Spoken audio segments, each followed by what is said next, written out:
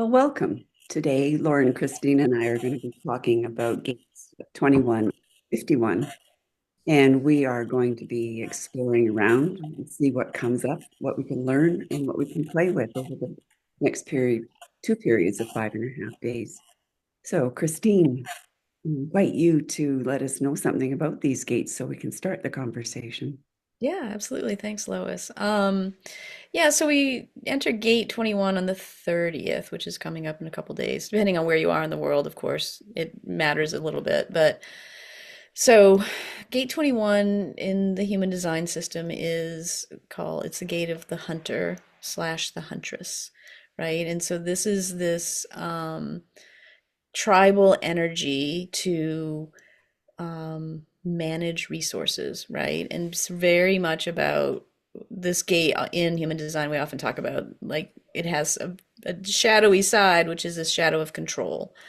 Um, and it likes to control things, right? It likes to control the resources. It likes to know where things are going. It's this hunting, idea. Like there's something out there. I need to go get it and bring it back for my people, right? This is a very um, uh, I don't even know what the word is. Anyway, it's just that very tribal nature. Like it's really wants to protect the folks that it loves with this energy, and it lives in our heart. In the body graph, it's in the heart center, and it's actually the first gate we've talked about in this heart center, right? There are only four gates in the heart center, and so there's not that many. And so what's interesting to me is this 21 and 51 both happen to be in the heart center, right? So there's going to be this 11-day period, I think, of really looking at things in on the material plane, right? Like looking at what feels like you need more of, what you don't need anymore. I can imagine there's going to be a lot of that kind of like this thing in my hand I no longer need, right? It's a very material gate, and both of them are. And so I think in some ways that is something I would be paying attention to. Um, and just resourcefulness in general, like that theme in Gate 21 is quite large. So just a little bit to get us started. Hmm. I'm trying to line that up, Christine, with the hexagram of biting through. And so, from Hilary Barrett's translation, the question we're asking ourselves with this period is what must be done to get to the truth? And it's an action you must take, the individual must take. So, what can you do, not something that's being done to you or someone else do, but what can you do to get to the truth? So would you think we're looking at truth as a resource? Yeah, I think so. I think also like, again, like what I was talking about is this very material plane aspect of the heart, Mm. right? And I think that what she's talking about is this more spiritual plane, right? Of like what is of value, right? Like truth and like what is of value. And this is very much this idea too of resourcefulness, right? Like I can't have everything, right? So I have to choose and I have to know at some level at that higher plane level like what is really of value to me or not. And so I think that the truth I can see where that would but it is interesting there are some of these gates where especially in Hillary's view of the I Ching they're not aligned quite so much, right? Which I think is really fascinating. Well, I question if they're aligned and we're just missing where that overlap is, right? Because I know we've come up against that before, and I'm super curious about this one because there's also a big astrological aspect right now as this gate comes in with Neptune moving into Aries. And that is really the gate, or the movement is about becoming a spiritual activist. So that almost feels like it fills the gap between those two. Yeah. Hmm. Yeah. I'm wondering if like when you said truth, and I had been thinking about trust, Mm. uh, and that and this is especially related to the control element that you mentioned, Christine. is that so many of us are trying to control what's happening. And there's more of a paying attention to what's really going on. Like, do I still need this thing? And trusting in our own sense of what's right and wrong for us. Because we get very caught up in I'm trying to make this happen, or there's some sort of thing, a situation that's pushing me in a direction I don't want to go. So there's a control and being controlled, and in that space, not just trusting ourselves to know what's right for me.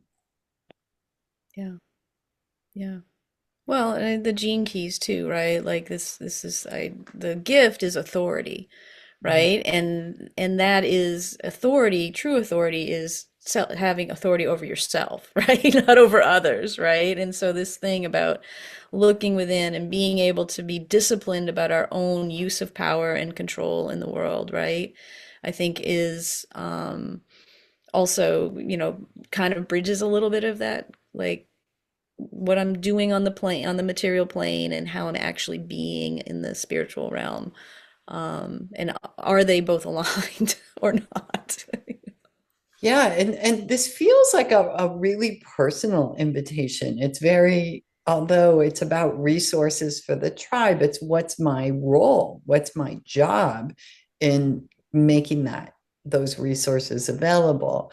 And one of the things that Hillary brings up in her translation of Hexagram 21 is this getting through the illusions of separation between yourself and what's needed.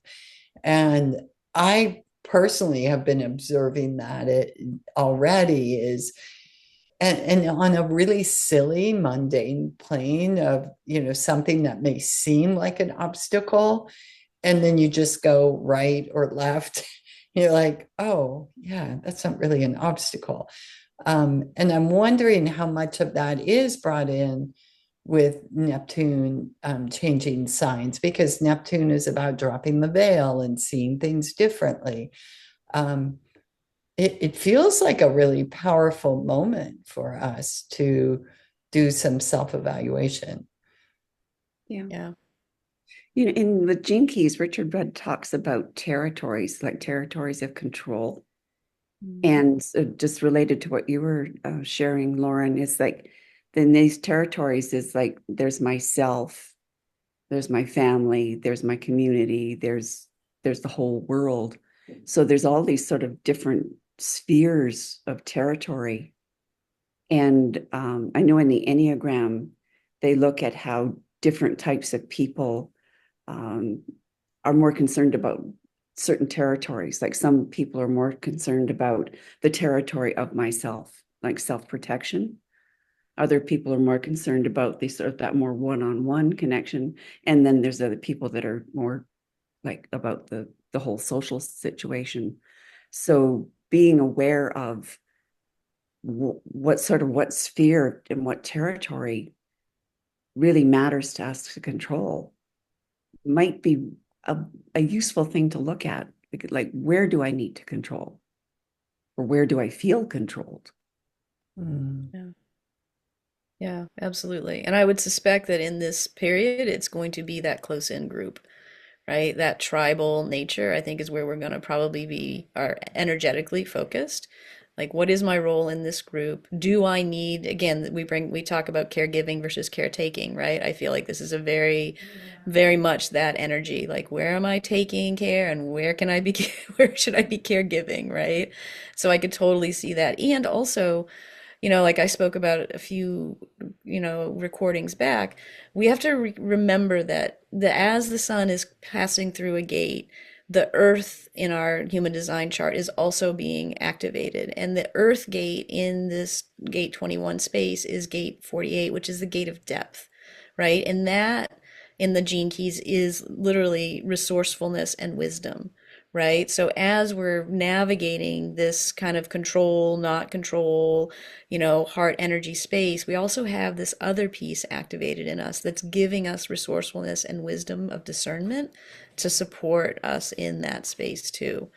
So I think that that is also a useful thing to keep in mind around, again, caregiving, caretaking, right? We've got some support in making those distinctions. And the discernment goes back to trusting in yourself. Yeah. Yeah, and we move into this gate on Sunday just after the new moon eclipse in Aries, um, and then just as Neptune moves into Aries. So there's a lot of unstable energy I think we're bringing into this gate that I think would be important to pay attention to. I selected black honeysuckle as the extract that could be supportive during this period. And so black honeysuckle is a really interesting extract that in a higher dose, it can be used as immune support, and it's very good at protecting. And when we're working with it in a microdose on the subtle body, it thins anything that's sticky and allows for movement. And so I think about this. I thought about obstacles that we may perceive that might not be true or as overwhelming as we believe them to be, but also stickiness within ourselves, our belief system. So thinking about what needs to be cleared, right? And I think when we do that, with the support of black honeysuckle, I think we might be able to move through what we might not have imagined we could have before. Interesting. Well, and that's awesome because that leads right into the next gate, 51, which is which is literally called shock, right? Like it is about shock and it's about not only possibly being shocking, things being shocking, you, like I have it in my design, like I know I have said things that have shocked people, right? Like, oh my gosh, No. I'm shocked, right? You're shocked, right? But it's also the energy to be able to withstand shock, right? And this ability to recognize that, life is so much about change and sometimes sudden change, right? And this, again, it's another heart energy in the human design system, but built to withstand that, right? Like recognizing that we all need sometimes this push, right? To be pushed out of whatever it is that we were stuck in or believing not to, that it wasn't true, like all of that stuff. So when you talked about black honeysuckle, I was like, ooh, that would be perfect to help us lead into this next energy, which will also probably be fairly large, I would expect. Yeah, and when you think about the hexagram, and the hexagram that includes thunder and an earthquake, right? I mean, those are both shocking things, and the thunder alerting us, right? And so I think I look to this gate actually with a lot of curiosity because I'm like, oh, what's going to happen, right? And can we keep our footing? Because that's really the question of that energy. Can we handle the wake up call that comes and learn from it and move forward? It's interesting too, looking back at gate 21, do we have we're gathering resources, right, to prepare us for gate 51's wake up call. Mhm. Yeah. And there's all the fear, like people have so many fears, the fears of what might happen or what could happen. And like taking these shocks as an opportunity rather than looking at them as an obstacle, right? Because if we look at it as an obstacle and it stops us, we don't learn from it. Because I think all of us could look back in life and it was the really, really difficult things that we learned from. Yeah.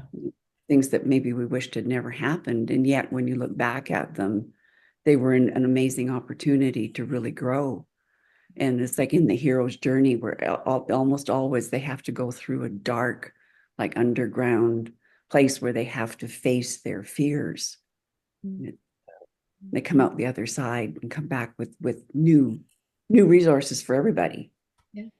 Yeah. Well, and that's exactly what this is, Lois. This is gate 51 is married to gate 25 in our human design body graph between the heart center, gate 51, and 25, the identity center, right? And so this channel is called the channel of initiation, right? It's the one pathway between our heart and our higher knowing, and it is all about this initiation of like either, and it's an individual circuit, right? So it's very much like as we were in tribal, we've got to do for the group in gate 21, in gate 51, we move into this individual space. Like, what am I doing? How am I being initiated? Or how is my energy initiating the other, right? And so exactly as you were saying, like this is really that energy all for again the higher purpose, right? This gate 25 we just came through actually, right? This very much this love of humanity, right? This higher love, higher self.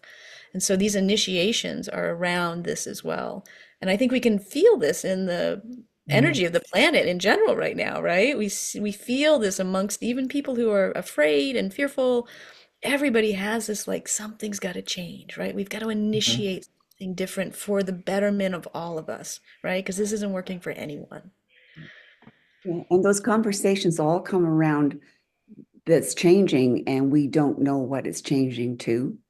And so how do we have to be to make it through this? And also looking at we don't need to be alone. We really do need each other. Yeah, yeah, very much so. It sounds very much like a rite of passage, right?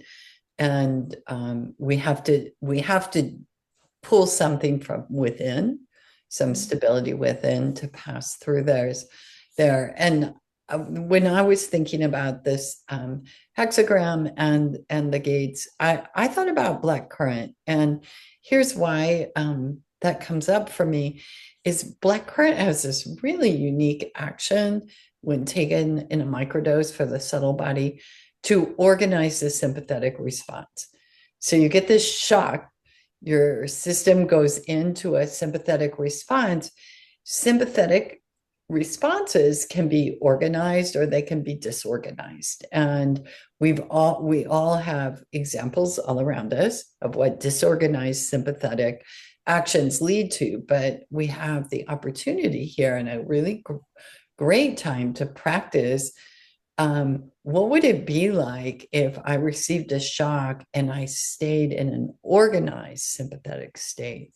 Um, I honestly think this would be a wonderful time for folks that have never used Gemmos before to test this out. And blackcurrant's such a lovely Gemmo to practice with, and I think the sense that you will get is keeping your head through the shock and aftershocks that come after that. Yeah. Yeah. Well, and again, like I just wanted to also recommend, or not recommend, but note that there is support here too, right? Because this Earth gate is gate 57, which is the most intuitive energy in our body graph. So as we're being shocked in this sun energy, we have this supportive Earth energy of saying, hey, you have the intuition to know what's right for you. You and in its highest gift in the gene keys, it's clarity, right? And so just as the world may feel unknown, you also have this grounding energy of no, no, no, no, there's some clarity here, right? And so just not not getting everybody all right, like 51's going to be crazy. Yeah. I don't know that it is, you know. Yeah. Well, and it's interesting that literally midway, at the midway point of that gate, Mercury goes direct Mm. and it's going direct into Pisces. Um, but how will that impact it? Will that allow us to move through it with more ease, not feeling stuck, give us clarity, and some forward motion? It's interesting, but just what both of you are bringing up just now, because I'd been thinking about this practice of playing a game of what if. Mm. And it's like, so what if the worst happened? And just to let yourself go through in your mind And I mean, it sounds like maybe a strange exercise, but it's been proven that people who consider the possibilities of what will happen, if something does happen, they're better prepared for it. And so, like, there's this, we don't know what's coming. And so, like, what if?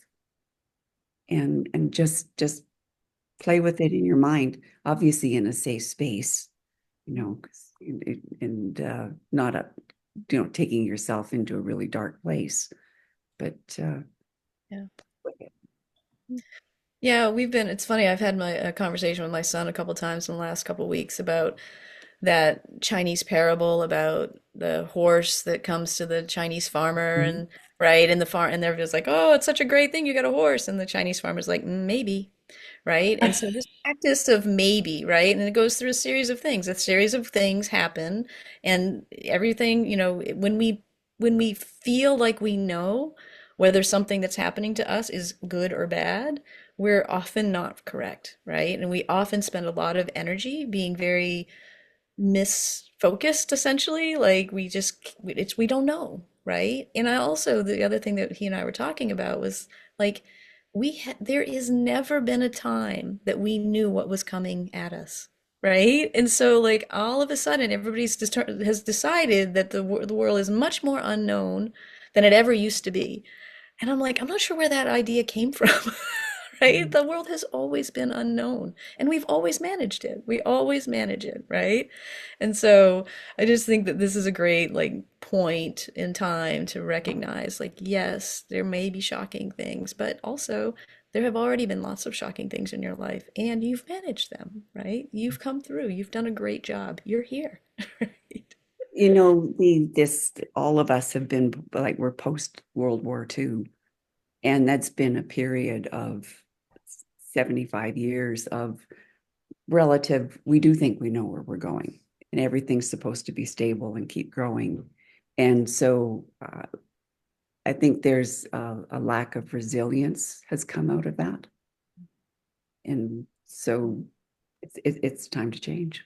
Yeah, absolutely. And also, it's an illusion, right? Like this is the thing that's being brought to our awareness, right? That was an illusion, right? And the future being known is, we're not going to know that either, right? And when we get back to a place where we feel we're stable, well, that's still going to be an illusion that it's stable, right? Yeah. Yeah. Yeah, we can get pretty comfy in that stability. Exactly. Yeah. But it's interesting too, because a lot of this is about like self-actualization and like different psychological terms like individuation. Mhm. It's like, how do you just like really grow up and become a person? And so it feels like this is a real opportunity right now. Yeah, yeah, absolutely. So we're set for the opportunity. Yeah. So we'll see what happens over this next 11 days. So thank you for being here, and we'll see you next time.